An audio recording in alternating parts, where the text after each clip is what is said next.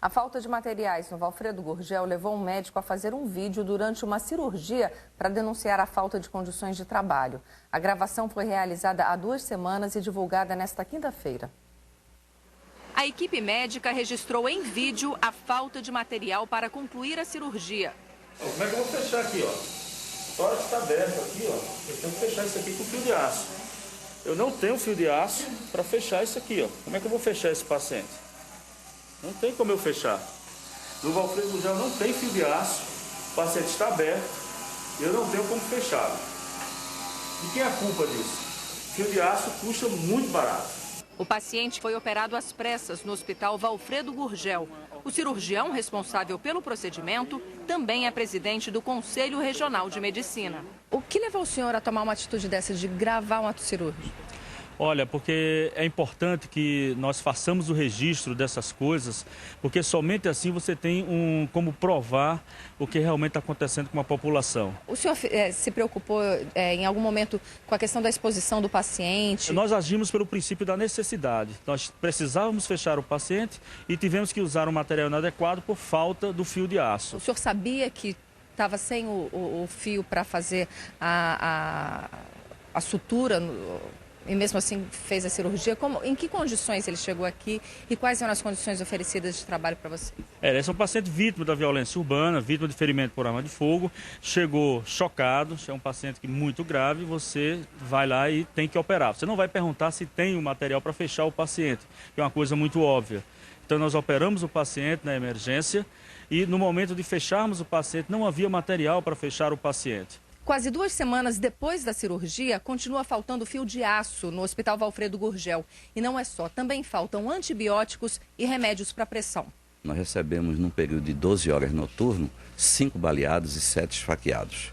Agora, se esse hospital é voltado para o trauma e é o ponto final da rede estadual, imagine você o nível, o grau de ansiedade e estresse que os profissionais estão submetidos na linha de frente durante um plantão desse. A diretora do hospital diz que já tem o fio de aço. No dia seguinte, nós conseguimos emprestado, ele fechou com fio inadequado, e no dia seguinte nós conseguimos emprestado, não sei dizer em que hospital, mas foi conseguir 2 caixas e atualmente o hospital tem emprestado.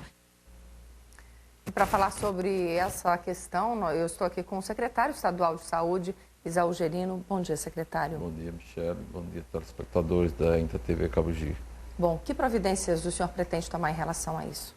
Bem, isso foi levantado aí pela televisão e nós até nos surpreendeu essa atitude, tendo em vista que o médico cirurgião, que é o presidente do Conselho Regional de Medicina, doutor Jean Carlos, inclusive foi aluno meu,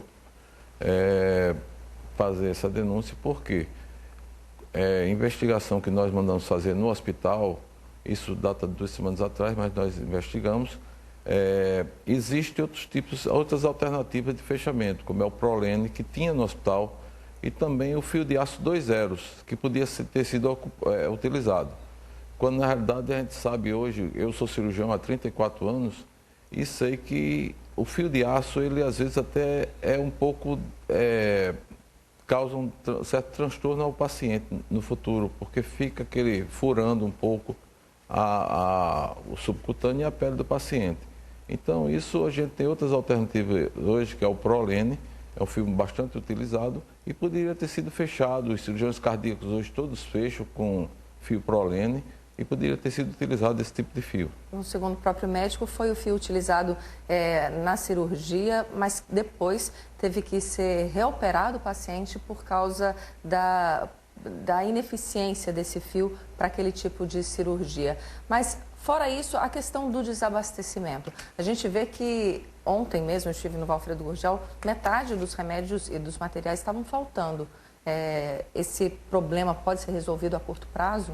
Bem, ontem tivemos reunião com a própria diretora, a doutora Fátima, lá da secretaria, e ela nos falou que existe já um bloqueio de verbas das contas do Estado, em torno de mais de R$400 mil, para essas aquisições dadas pelo juiz, doutor Ayrton, para fazer essas aquisições de material assim, em caráter de urgência.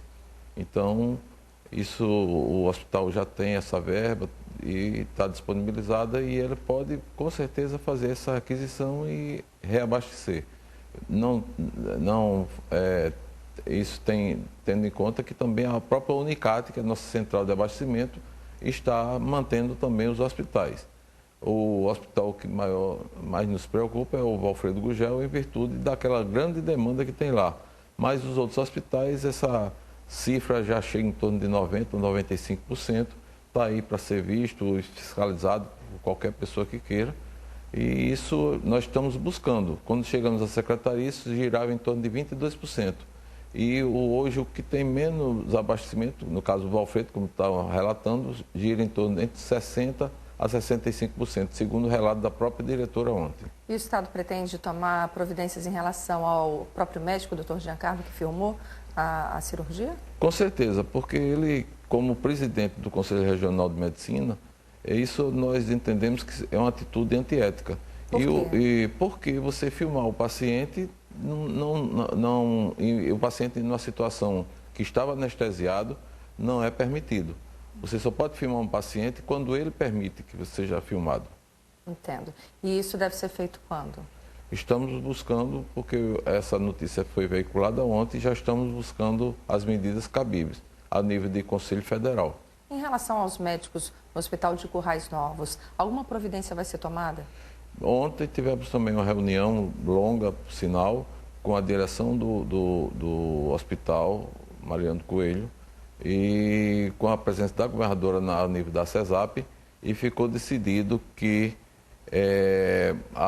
nós repassaríamos mais, além do que a gente já mantém, em torno de 1.300, 1.300.000, ainda vamos repassar mais 100 mil para custeio. E também houve a liberação da própria governadora da contratação de mais 6 profissionais para atender a demanda. Não só lá, como também ela autorizou para o Hospital de Caicó. O senhor anunciou recentemente que faria a contratação, a convocação dos médicos que passaram no último concurso. Já houve a apresentação dos candidatos? A contratação está em que nível? Já estão se apresentando. Alguns profissionais estão sendo lotados de imediato, porque a demanda exige e a gente tem pressa nessa reposição desses profissionais. Você tem que entender que só agora, recentemente, essa última chamada agora, chamamos mais 400 profissionais. E o ano passado, mais 200, em torno, mais 600 profissionais foram chamados para reposição dessa rede. E esses profissionais também vão ser levados lá para o Hospital Santa Catarina, já que a parte de emergência do Hospital Santa Catarina não está funcionando por falta de médicos? Bem, a escala que foi repassada até o dia 21 nós estamos cobertos, mas estamos buscando as alternativas para que não haja interrupção do atendimento à população. Em relação ao corte do ponto dos médicos, como está isso? Bem, isso aí, inclusive ontem eu tive ainda não comprovei, mas já tive uma informação que o próprio Ministério da Saúde está, através de uma portaria, determinando a nível nacional a exigência do ponto e a presença do médico nas unidades. Haja visto a situação que encontramos agora recente em Brasília e também no Rio de Janeiro, com a morte daquela criança. Muito obrigada pela participação aqui no Bom Dia, doutor Isaú Gerino, secretário estadual de Saúde. Estamos sempre à disposição para apresentar nossas proposições e também as nossas verdades. Com certeza, e a gente está com espaço aberto para o senhor.